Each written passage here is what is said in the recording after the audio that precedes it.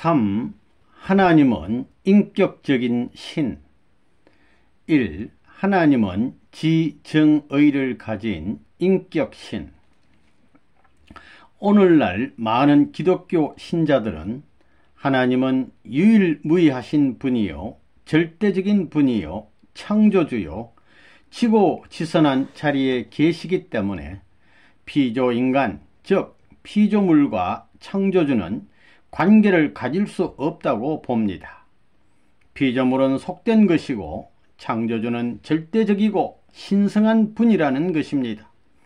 그러나 사랑의 개념을 중심 삼고 볼 때 아무리 지고지선하신 하나님이요, 아무리 저속한 피조물이라 할지라도 사랑의 관계를 맺기 위해서는 인격적인 내용이 같아야 됩니다.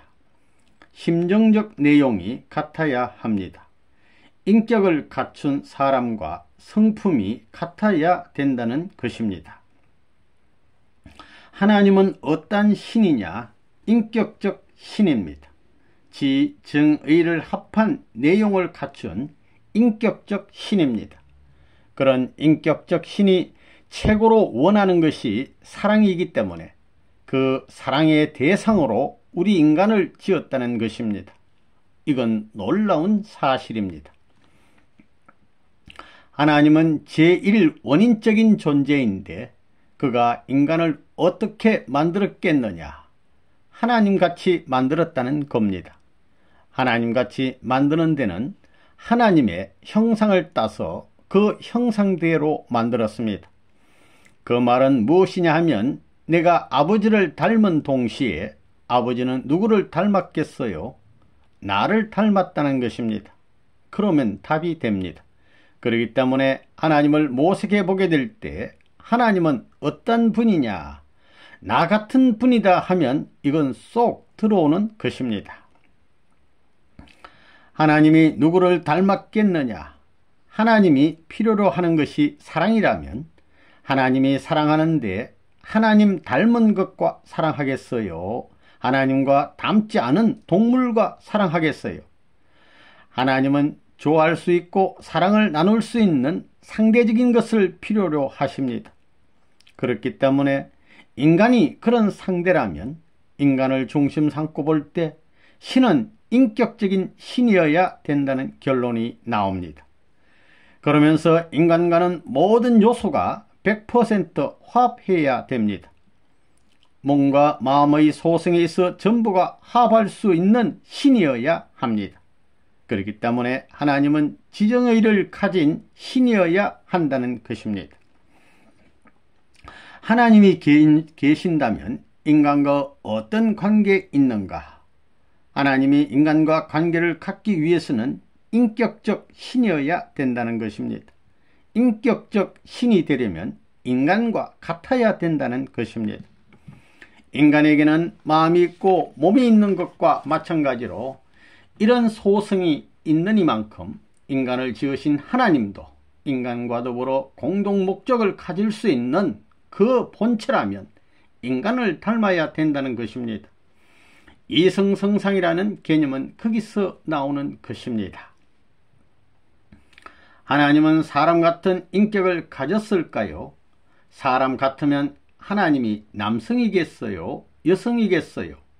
그러면 남성같이 달린 것이 있겠어요? 없겠어요? 하나님은 무슨 성상이라고 그랬어요?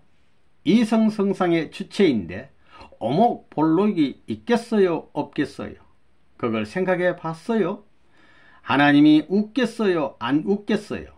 하나님이 웃는 것을 봤어요?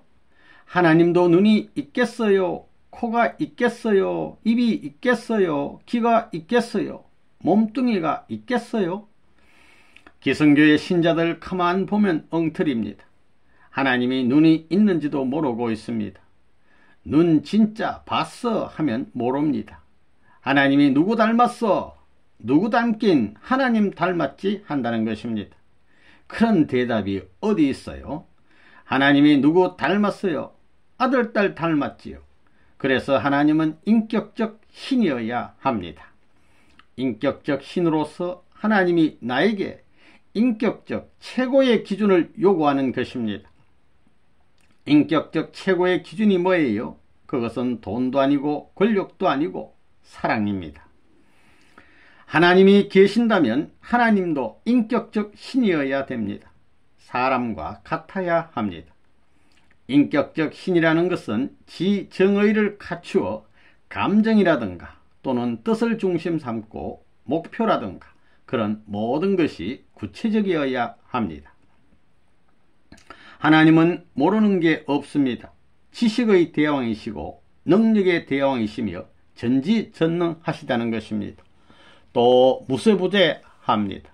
안 계신 곳이 없습니다. 그분이 필요한 것이 뭐예요? 다이아몬드? 그건 언제든지 만들 수 있습니다. 황금? 보석? 아닙니다.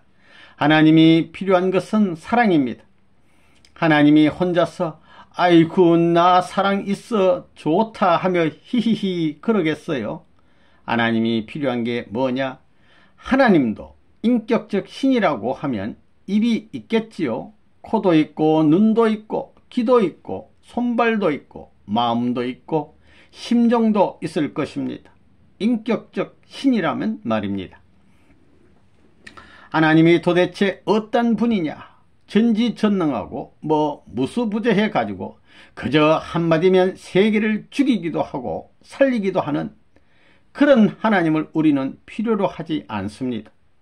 우리의 본심은 어떤 하나님을 원하느냐?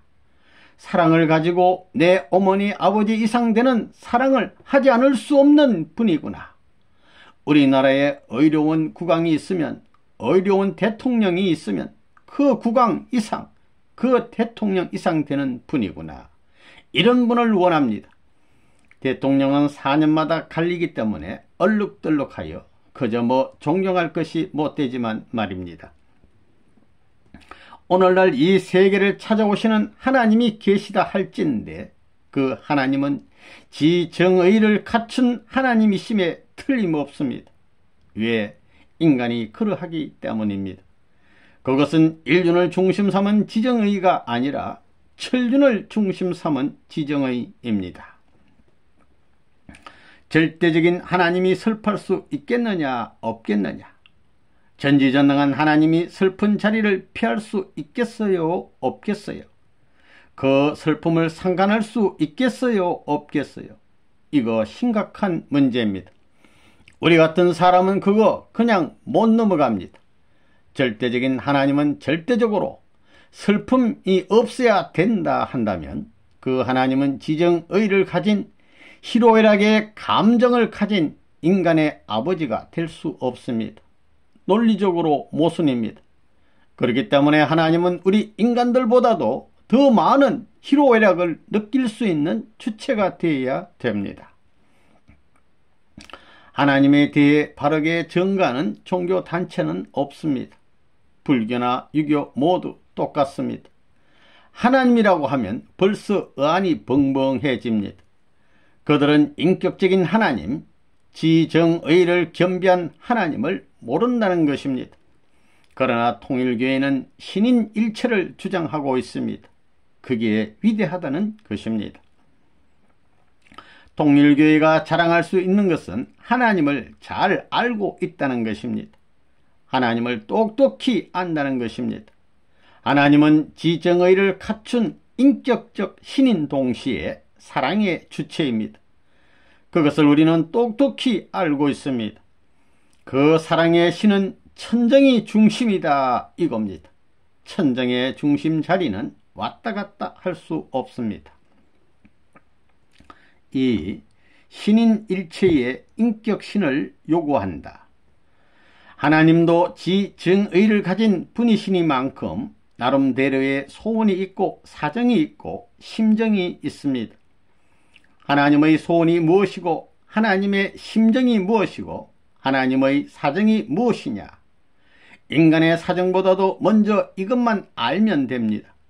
이것만 알면 자연스럽게 사람의 소원이 무엇인지 대번에 알 수 있습니다.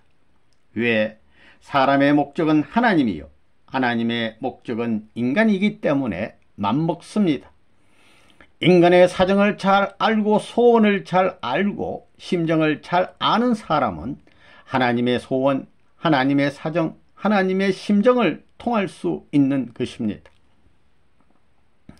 사랑을 논하려면 인격적인 신이 아니고는 안 됩니다. 정서와 인격적으로 사람과 같은 소성을 가진 신이어야 되는데 그러한 신을 제시한 종교는 기독교밖에 없습니다. 하나님을 아버지라고 한 것은 위대한 발견입니다. 하나님을 아버지라고 했다는 것입니다.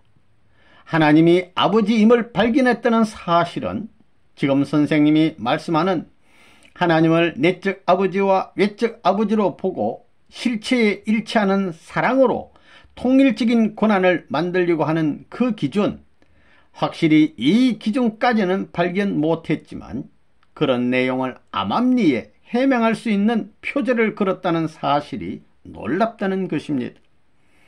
그리고 유일신을 논했습니다. 그렇기 때문에 이 종교는 세계적 종교요, 세계가 이 종교를 중심 삼고 뭉칠 수 있다는 것입니다. 이 종교로 말미암아 세계가 하나 될 수 있는 길을 세워나간다, 이렇게 보는 것입니다. 오늘날 수많은 도가 있지만 심정을 통과할 수 있는 하나의 도가 역사 노정에 나타나지 않았습니다. 그러한 도가 기필코 나타나야 됩니다. 만일 그것이 나타나지 않는다면 하나님은 안 계신 것입니다.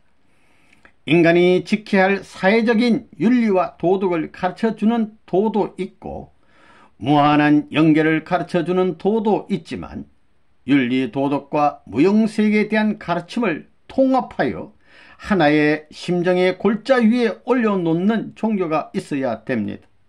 그런 종교를 찾아보니 기독교였습니다. 기독교는 심정의 종교입니다. 인간은 타락함으로써 하나님을 잃어버렸고 하나님이 우리의 아버지라는 것을 모르게 되었습니다. 실체를 갖춘 참 부모를 잃어버렸는데 기독교는 그 참 부모를 소개해 줄 수 있는 종교입니다. 철학의 최후의 종착점은 신을 발견하기 위한 것입니다. 그 신은 어떤 신이냐? 절대적인 신, 불변의 신, 유일의 신입니다. 신을 발견하는 데 있어 그 신은 우리 인간에게 필요한 인격적 신이어야 됩니다. 우리 인간과 관계를 맺기 위해서는 우리 인간이 생각하는 모든 안팎을 갖추고 뜻을 갖추고 이상을 갖춘 인격적 신이어야만 되겠다는 것입니다. 모든 면에서 통할 수 있는 정서적인 면이나 뜻적인 면이나 혹은 지식적인 면에서 우리 인간과 통할 수 있는 완전히 관계를 맺을 수 있는 신이 아니고는 아무리 신이 있다 하더라도 우리와는 완전히 상관을 지을 수 없다는 것입니다. 이렇게 볼 때 인격적 신이 되어야 한다는 표제 밑에서 철학은 신을 숭상하지 않아 왔다는 것입니다. 하나님이 누구를 닮았어요? 아들, 딸을 닮았습니다. 여러분이 누구예요? 하나님의 아들, 딸입니다. 하나님을 닮았습니다. 그리고 하나님은 인격적 신입니다. 하나님이 두리뭉술이하면 되겠어요? 기독교가 놀라운 것은 인격, 사랑을 중심 삼고 지정의를 중심 삼고 정서적인 인격적 신을 논했다는 것입니다. 이것이 위대합니다. 그리고 유일신을 논했습니다. 하나님이 인격적 신이라면 하나님에게 사랑이 필요하겠어요? 필요하지 않겠어요? 우리 인간이 하나님의 아들, 딸로 태어나 하나님을 대해 아버지라 하면 아버지가 필요하듯이 나도 필요한 것이요, 내가 필요하듯이 아버지도 내가 필요한 것입니다. 인격적인 신이 있다면 그 신을 중심 삼고 무엇이 연결되어야 되느냐? 여러분, 하나님 하게 되면 높은 걸 말하잖아요.